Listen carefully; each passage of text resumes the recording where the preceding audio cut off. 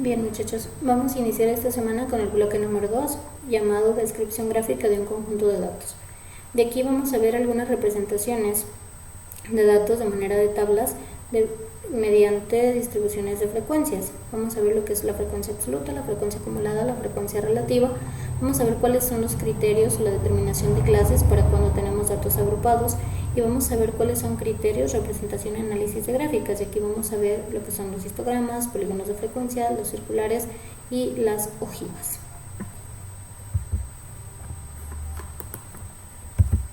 Bien, la forma de evaluar este bloque para este caso va a ser actividades teóricas un 20%, las actividades prácticas 50% y una actividad final del bloque del 30%. Queda un total de 100%. Empecemos pues. Representación tabular mediante distribución de frecuencias. Vamos a ver primero qué es una frecuencia. Llamamos frecuencia a la cantidad de veces que se repite un número o un dato o una observación durante el muestreo. El primer paso para procesar los datos es obviamente organizarlos. De esta manera ver cuántos valores diferentes tenemos y cuál es la frecuencia de cada uno de estos. A los arreglos que hacemos de estos datos o de esta organización la vamos a llamar distribución.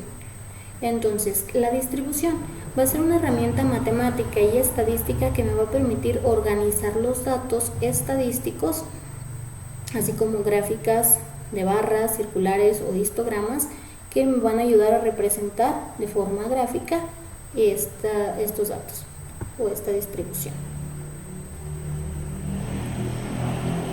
De aquí tenemos tres tipos de frecuencias: frecuencias absolutas, frecuencias acumuladas o frecuencia relativa.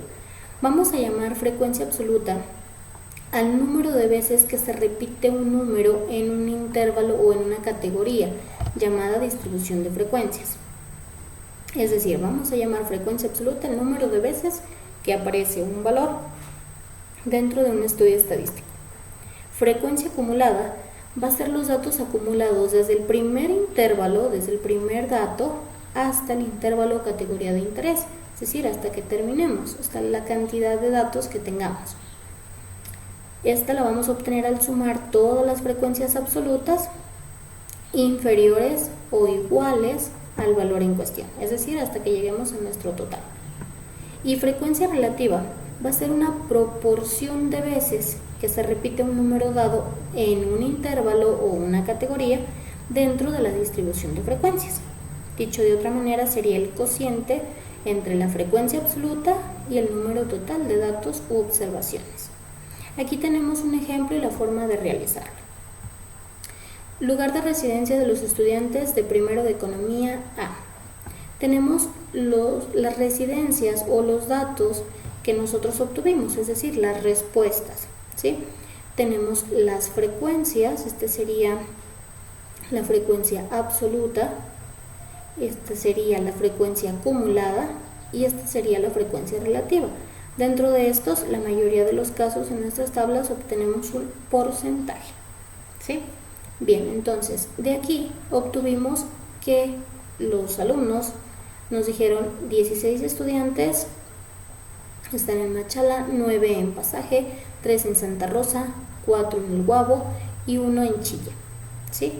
La forma de ver que todos nuestros datos o nuestras tablas están correctas, es decir, que sumando esto me debe dar el total. Luego, la frecuencia acumulada, quedamos que era la forma de ir el primer intervalo más el intervalo siguiente, ¿sí? Hasta los intervalos de interés, es decir, sumar todas las frecuencias absolutas inferiores o iguales al valor en cuestión. El valor en cuestión en este caso son los 33 datos obtenidos. La primera frecuencia se pasa totalmente igual, ¿sí? La segunda frecuencia sería 16 más 9. 16 más 9 da 25. 25 más 3, 28. 28 más 4, 32. 32 más 1, 33. Aquí terminaríamos, ¿por qué? Porque este 33 es el total de los datos que tengo yo. Frecuencia relativa. Dijimos que era el cociente entre la frecuencia absoluta y el número total de datos. es decir, la frecuencia absoluta entre el número total de datos. Entonces, para el primer caso sería 16 entre 33, 48. 9 entre 33, 0.27. 3 entre 33, 0.10. 4 entre 33, 0.12. 1 entre 33, 0.03.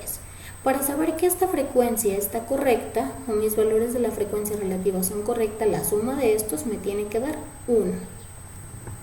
Y los porcentajes, para saber los porcentajes voy a multiplicar la frecuencia relativa por 100. 0.48 por 100, 48.27 por 100, 27 y así sucesivamente. En este caso en porcentajes me tiene que dar un valor de 100. Bien, vamos a ver aquí algunos nombres o algunas otras formas de representar estos mismos datos. X o X sub I, es decir, la posición I, sería la posición 1, la posición 2, la posición 3, la posición 4, ¿sí? Luego, frecuencia absoluta, nosotros la llamamos solamente como F en este caso, pero también hay quienes lo llaman F sub I, es decir, la posición en la que se encuentra esta frecuencia. La frecuencia acumulada, algunos le llaman también F sub I, en este caso F mayúscula, puesto que es la suma, ¿sí? Y frecuencia relativa como HI. De aquí tenemos otros datos, intervalos, rango y amplitud. Un intervalo va a ser cada uno de los grupos de valores de la misma variable que van a ocupar una fila dentro de la distribución de frecuencias. De la actividad anterior, este sería un intervalo, este sería otro intervalo, ¿sí? Cada una de las filas, los valores que ocupan en nuestra fila, es decir, ocupa una fila dentro de la tabla de distribución de frecuencias. El rango es la idea de la proximidad de los datos a la media de estos datos. Este se calcula restando el dato menor al dato mayor. Sería el dato superior o el dato mayor menos el dato menor. Cuando no se conocen los intervalos, se pueden determinar. En algunos casos se busca el valor máximo, el valor mínimo y con estos se determina el rango, sería básicamente la media, ¿sí? En algunos casos también se divide el rango entre la cantidad de intervalos que tú quieres tener y con eso vas a conocer cuál es la amplitud o el tamaño de cada uno de los intervalos. Cuando no está especificado lo puedes obtener a través de esta operación, ¿sí? El rango entre la cantidad de intervalos que quieras obtener o que quieres realizar. Bien, las tablas de frecuencias para variables estadísticas continuas. En el caso de variables continuas, los datos los vamos a agrupar en intervalos que se va a llamar intervalos de clase, ¿sí? Esto, dice semiabierto y cerrado, ¿sí? Básicamente lo único que nos interesa de aquí es cómo lo vamos a calcular. La marca de la clase se va a calcular como la media, ¿sí? La media de nuestros datos, es decir, el valor A más el valor B sobre 2. Eso sería la media. La amplitud del intervalo sería el valor máximo menos el valor mínimo sobre la cantidad de intervalos que nosotros queremos saber o que queremos obtener. Las tablas de frecuencias para variables estadísticas continuas. Aquí tenemos algunos ejemplos. El ejemplo 1 dice: se ha realizado un estudio sobre la altura de los alumnos de una clase de secundaria y se han obtenido los siguientes datos. Esto está dado en metros. De aquí, de estos estudiantes que se encuestaron o que se entrevistaron y se les preguntó su estatura o su altura, van a recoger todos los datos en intervalos de amplitud 5. Para este ejercicio ya nos dice cuánto es la amplitud y con esto se realiza la tabla de frecuencias, es decir, como yo tengo la amplitud 5, voy a buscar el valor menor. El valor menor es 1.66, entonces del valor anterior a este, 1.65, sumo los 5 de amplitud y me va a dar de 1.65 a 1.70. Luego de 1.70 a 1.75. Para este caso ya conocemos cuál es el valor de la amplitud y todos los demás datos se sacarían exactamente de la misma manera como lo vimos anteriormente. Cuando el número es demasiado grande, el número de datos es demasiado grande, se pueden organizar también los datos en una tabla de frecuencias. Para este caso los vamos a agrupar en intervalos y los vamos a representar en un gráfico estadístico. Vamos a tomar en cuenta que n es el número total de nuestros datos. Entonces, cuando es un número demasiado grande, podemos decir que el número de intervalos va a ser la raíz cuadrada de n. De esta manera vamos a obtener un número más chico. Y la amplitud de este intervalo obviamente va a ser igual el valor máximo menos el valor mínimo sobre el número de intervalos, ¿sí? Es decir, la raíz cuadrada del número total de datos. Esto se hace solamente cuando el número de datos es demasiado grande. Bien, aquí está otro ejemplo del peso en gramos de los bebés al nacer. En este caso tenemos 60 bebés registrados y podemos organizar los datos agrupándolos en tablas de frecuencia en los intervalos conocidos. En este caso, como son 60 y no quiero poner los 60 datos, voy a realizar un intervalo o el número de intervalos con la raíz cuadrada y nos da un total de 7.74, pero para el número de intervalos siempre tengo que redondear el valor. En este caso el valor redondeado 7.74 me da 8 como intervalos. 8 intervalos voy a tener. Tengo 1, 2, 3, 4, 5, 6, 7, 8. Tendría los 8 intervalos. Las amplitudes del intervalo, el valor máximo menos el valor mínimo entre el número de intervalos. De aquí tengo que el valor máximo de los gramos que pesa un bebé es este menos el menor entre el número de intervalos que acabamos de ejemplificar y nos da un valor de 164.37. En este caso también lo voy a redondear. Como es un número de intervalo, aquí el redondeo sería 164 normalmente. Sin embargo, como estamos refiriéndonos a intervalos, vamos a generar el 165.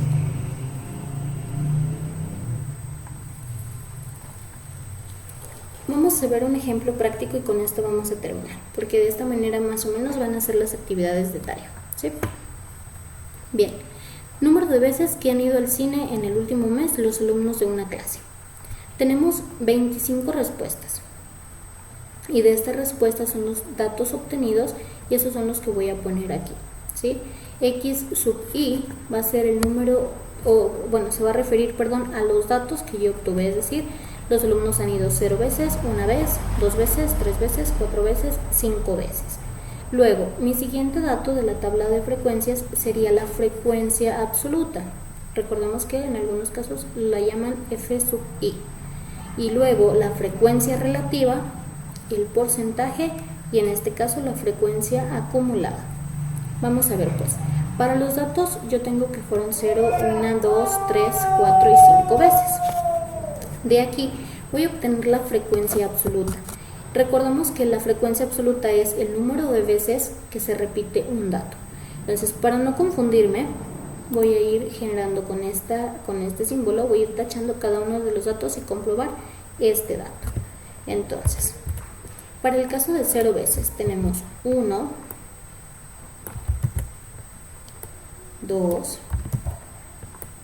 3, 4, 5 y 6 veces, ¿sí?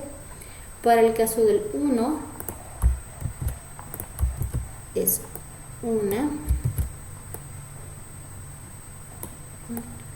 2, 3, 4, 5, 6, 7. Para el caso del 2, 1, 2, 3, 4,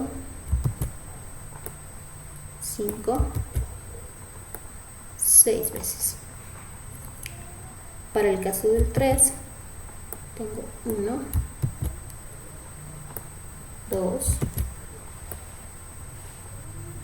3 y 4.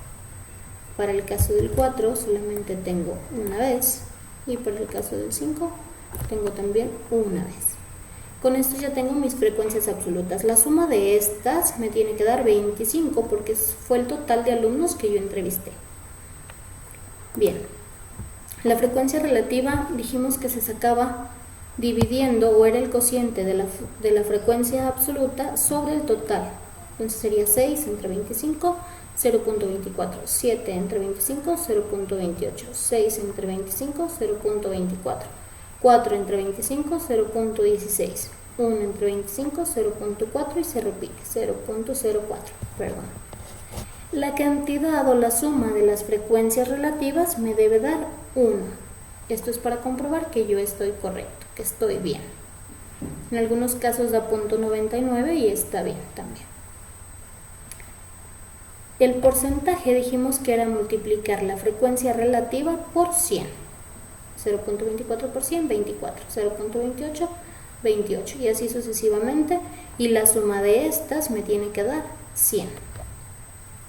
Y la frecuencia acumulada, recordemos que era la suma de todos los intervalos anteriores hasta llegar al total de datos. Se pasa igual, sería 6, 6 más 7, 13, 13 más 6, 19, 19 más 4, 23, 23 más 1, 24, 24 más 1, 25, y aquí terminaríamos porque este 25 es el total de datos obtenidos, de respuestas obtenidas. Bien, de esta manera van a realizar las actividades o la actividad práctica de esta semana.